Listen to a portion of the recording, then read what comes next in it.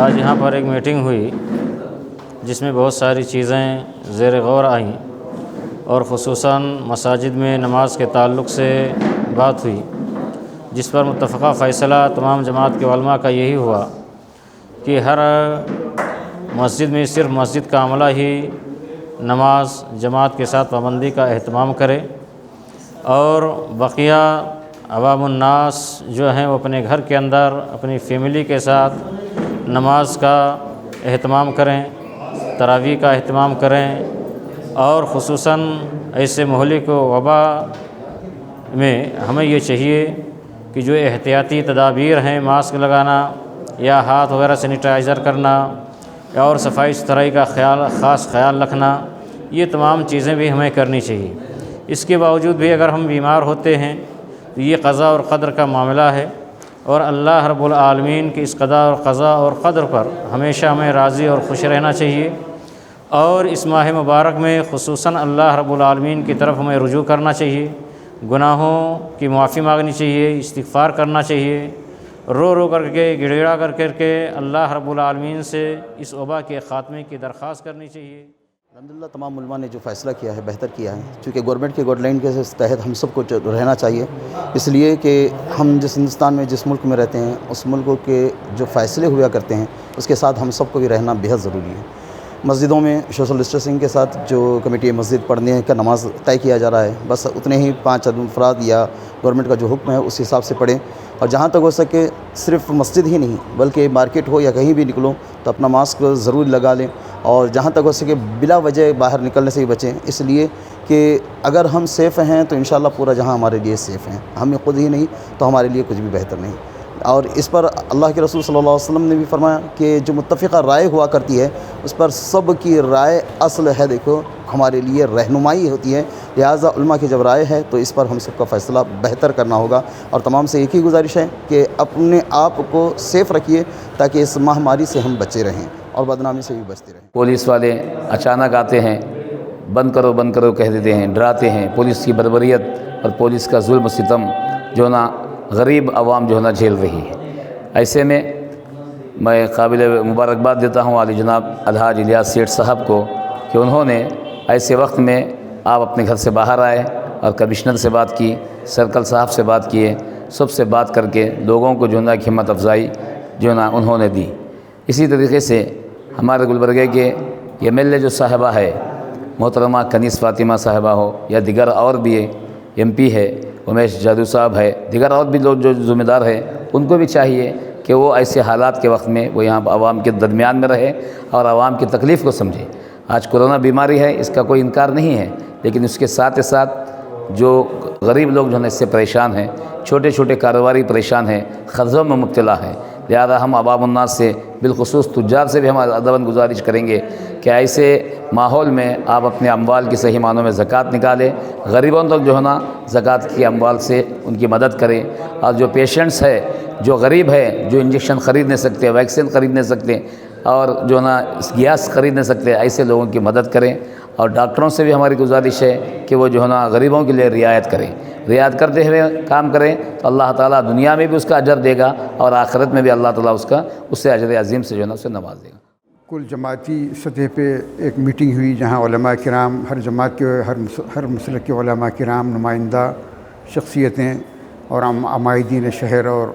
دانشوران ملت تشریف فرما تھے، اور وہاں پر یہی بات اس مجلس کے ذریعے سے یہ پیغام دیا جا رہا ہے عوام الناس کو کہ ہم کو جو صوبائی حکومت کی جانب سے گائیڈ لائنز جو آئی ہیں اس پر سختی سے عمل کرنا چاہیے، اسی میں ہماری بھلائی ہے، اور پھر یہ نہیں ہے کہ ہم شریعت مطہرہ کے پر عمل کرنے کے لیے اس میں لوگوں سے یا حکومت سے ڈر کے کچھ کرنا ہے، اس میں نرمی، ایسا نہیں ہے، بلکہ شریعت میں خود جیسے بھی علماء کرام کی یہ بات آئی ہے کہ شریعت مطہرہ میں خود یہ مزاج اللہ نے رکھی ہے کہ وہ حالات کے اعتبار سے رہبری کرتی ہے شریعت مطہرہ اپنے ماننے والوں کو، جیسے کہ نبی کریم صلی اللہ علیہ وسلم کا واضح ارشاد ہے کہ اللہ رب العزت جہاں عزیمت پر عمل کرنے سے خوش ہوتے ہیں اتنا ہی بندہ رخصت پر عمل کرے تو رخصت سے بھی اتنا ہی خوش ہوتے ہیں جتنا عزیمت سے خوش ہوتے ہیں، اور پھر ایسے حالات میں جہاں کرب کی حالت ہو، بے چینی کی حالت ہو، آفتوں کی بلایات اور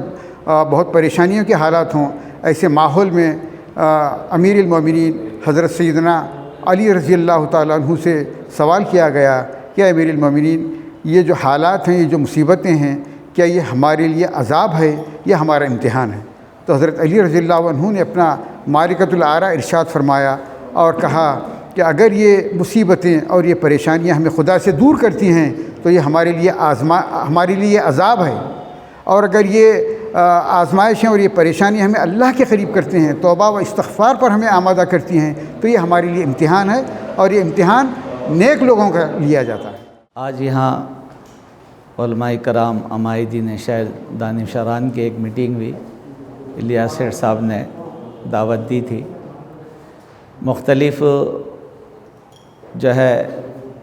مکاتب فکر کے علماء کرام عمائدین تشریف لائے۔ کرونا وائرس کو لے کر یہاں بات ہی آئی، یہ بات طے ہو گئی کہ گورنمنٹ کی طرف سے جو ہدایات ہے اس پر ہم عمل کریں، اور مساجد کے سلسلے میں بھی جو گائیڈ لائنز گورنمنٹ کی طرف سے جاری ہے اس پر بھی ہم عمل کریں۔ الحمدللہ اتنی بات تو ہے کہ مسجدوں میں 5 وقت اذان بھی ہوں گی، مسجد کا ملامہ نماز پڑھے گا، تراویح بھی ہوں گی، اور دیگر تمام مسلمانوں سے گزارش ہے یہ کرونا وائرس کو لے کر احتیاطی تدابیر میں بہتر یہ ہے کہ اپنے گھروں میں نماز پڑھے، تراویح بھی پڑھے، تہجد بھی پڑھے، دیگر نمازیں بھی پڑھے۔ اس ایسے موقع پر گھر میں پڑھنے کی شریعت میں پوری گنجائش ہے، علماء کرام نے اس کو بیان کیا ہے۔ ہماری جو ہے گزارش ہے تو نمازوں کے اہتمام کے ساتھ جو وبا ہے اس کے سلسلے میں اللہ تعالیٰ کی طرف رجوع کرے، توبہ کرے اور صدقہ خیرات کرے، سب کچھ اللہ کے قبضے میں ہے۔ ایک اور میں تمام انسانوں سے یہ گزارش پیش کرتا ہوں کہ موت حیات اللہ کے ہاتھ میں ہے، ہم ضرور تدابیر جو ہے اختیار کریں، احتیاط برتے، لیکن گھبرائے نہیں، خوف نہ کھائے۔ زندگی اور موت اللہ کے ہاتھ میں ہے، تو اس سلسلے میں علاج معالجہ کرائے۔ گورنمنٹ کی جو بھی قانون بنتا ہے ہم اس کی عزت کرنا چاہیے، کیونکہ یہ جو بھی بنتا ہے قانون ہمارے لیے بنتا ہے، ہماری سیفٹی کے لیے، ہمارے لیے ہی، ہمارے فائدے کے لیے یہ قانون بنتا ہے، تو اس پہ ہم کو عمل کرنا ضروری ہے۔ کیونکہ لاسٹ ایئر کی جو وبا تھی اور یہ سال کی جو وبا ہے بہت فرق ہے، اتنی تیزی سے موتیں ہو رہی ہیں اس کا اندازہ نہیں لگا سکتے۔ پہلے صرف گورنمنٹ ہاسپٹل میں جو ہے موتیں ہوتی تھی اس کی رپورٹ آتی تھی لوگوں کو، ابھی پرائیویٹ ہاسپٹلس میں تقریباً پرائیویٹ ہاسپٹل میں علاج ہو رہا ہے، لیکن پرائیویٹ ہاسپٹل کی جو وہاں پہ جو موتیں ہو رہی ہیں اس کی جو ہے آفیشیل رپورٹ نہیں ہے۔ ایڈمنسٹریشن فیلیور ہے، ریپریزنٹیٹیو کا تو کام ہے، فرض ہے، شہر میں رہنا چاہیے، آ کے ڈی سی سے، کمشنر سے بات کرنا چاہیے، عوام کے بیچ میں رہنا چاہیے۔ میں تو ان کی کیا شکایت کروں، لیکن میں یہ چاہتا ہوں کہ بھئی ریپریزنٹیٹیو کی بھی ذمہ داری ہے یہاں پہ گلبرگہ میں رہیں اور ڈی سی سے بات کریں، کیونکہ بہت حالات خراب ہے، آکسیجن نہیں مل رہا ہے، بیڈ نہیں مل رہے ہیں، اور ریمیڈیز انجیکشن نہیں مل رہا ہے، تو بہت پریشان ہیں لوگ۔ تو ذمہ داروں کا کام ہے، خیر کوئی بھی ہو، ہم لوگ تو ہیں، پورے علماء ہیں، شہر کے ذمہ دار لوگ ہیں، سب کر رہے ہیں، انشاءاللہ کرتے رہیں گے، اور ہو سکا تو ڈی سی کے پاس بھی ایک جا کے میٹنگ کریں گے، جو شہر کے حالات کے حساب سے انشاءاللہ کام چل رہا ہے۔